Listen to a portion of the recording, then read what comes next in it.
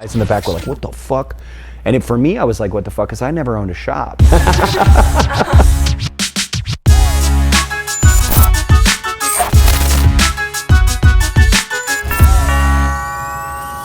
Come on in. My name's Halo Gray. I've owned Black Lotus Tattoo Gallery now for 8 years, and we are located in Hanover, Maryland. You get to a point where you start to realize that not every person is good at every single style. And I worked in a shop where you didn't get to choose. You did the tattoo that walked in the door, whether you were good at it or not. And I was like, well, that's a recipe for disaster, at least half of the time. Their main concern was money. They wanted to make sure that they made money, which I understand. So I went to another shop where the tattoo artist only cared about art. And the shop was dirty and cleanliness wasn't taken into consideration. We didn't have a front desk person, phones never got answered, but they were phenomenal artists. So I was like, okay, those things also need to get paid attention to. I can't control all of those things. But what I can do is open a place where a manager is very good at managing and an entrepreneur is very good at entrepreneuring and the technicians are very good at being technicians. And those technicians only do what they're good at. I treat my front desk staff the same way. I treat everyone like they have a skill that offers something to the shop that they're good at naturally, and I just reaffirm it. I can attribute the success of this studio based on everyone brings something to the table and they're aware of it and valued for it. So the very first thing I did was I started going on a guest spot spree. I did, I think, 71 guest spots. I had a list of all of the things that were, does the owner tattoo or not? Does that have a negative impact on him? Is the shop open floor plan or closed floor plan? How are the people? Are they happy? What are their percentage rates? How much time do they get off? Are they forced to do tattoos they don't like? I mean, I sat down and figured out, based on everyone else's successes and mistakes, which route I wanted to go to. All of the tattoo shops where the tattoo artist or the owner was a tattoo artist, all of them respected the owner more. When you're in the mud with your crew, I think that's important for morale. Those were the things I really wanted to do when I opened a shop. What does my shop look like? If my shop is open for 5 years and successful, what is that like? And I needed to figure that out before going into it so that I had an aim. Having a standard for your studio so that you're not just blindly telling people you're doing this wrong or you're not doing this wrong, but setting those guidelines out in the beginning, I think is helpful.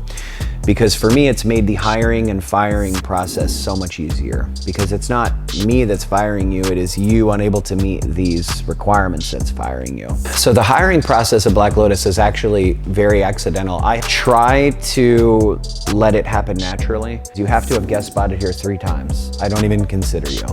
So if someone says, hey, I want a job, I say, awesome, we start with guest spots. You have to do at least 3 guest spots. Because people put their best foot forward on the interview, always. I mean, people are stellar during interviews.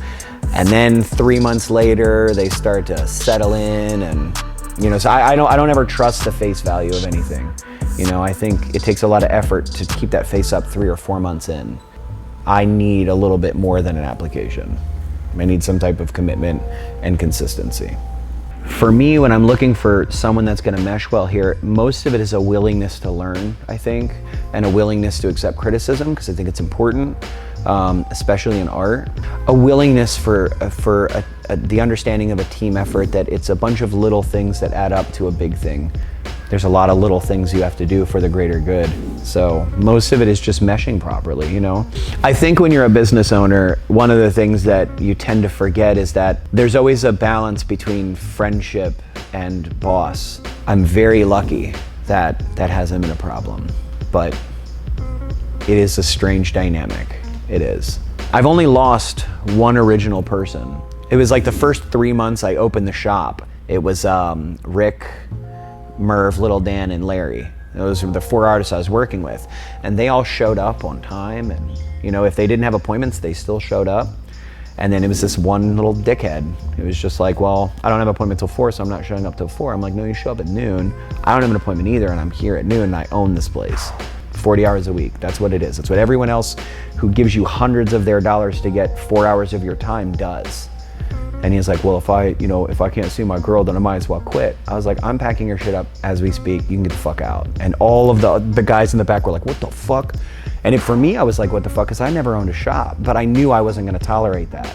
The real reason he got fired isn't because he did something wrong. It's because he undermined everyone else that was doing something right, and it's not right. And I think being an employee, I felt that before. I've watched people who worked half as hard as me make twice as much money as me, and I was like, it's not fair. I think being an employee gives you the opportunity to see mentally how you feel valued and underappreciated, and then as an owner, I know how to avert that. Owning a shop is not simple, but I wouldn't trade it. I secretly like the struggle. I do. I love it. Having the struggle and not knowing what's going to go on every single day, and I love that. I do. I think it brings value to my life. My name's Halo Gray. I've owned Black Lotus Tattoo Gallery now for 8 years, and we are located in Hanover, Maryland.